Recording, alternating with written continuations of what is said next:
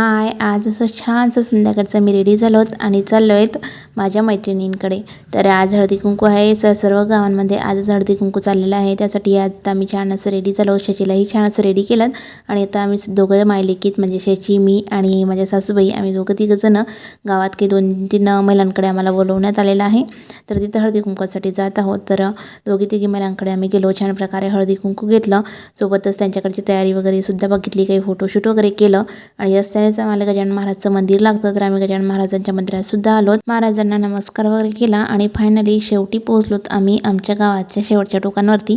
तिथं त्यांच्या मैत्रिणीचं फ्रेंडचं घर आहे. तर त्या काकूंकडे आम्ही आलो. तिथं छान प्रकारे त्यांनी तयारी केलेली होती. त्यांनीही गजानन महाराजांचाच फोटोवरती तयारी वगैरे केलेली होती. तर त्यांची तयारी बघितली. त्यानंतर तिथं आम्ही वाणं वगैरे म्हणजे हळदी-कुंकू झालं, वाणं वगैरे घेतलेत. त्यानंतर आम्ही सर्वांनी मिळून काही फोटोशूट वगैरे केले आणि शचीला थोडासा वेळ मिळाला तेवढा तिने आता टाईम झालेला आहे, हळदी-कुंकू संपला म्हणून रांगोळीही पूर्ण पुसून टाकली आणि त्यानंतर आम्ही घरी आले.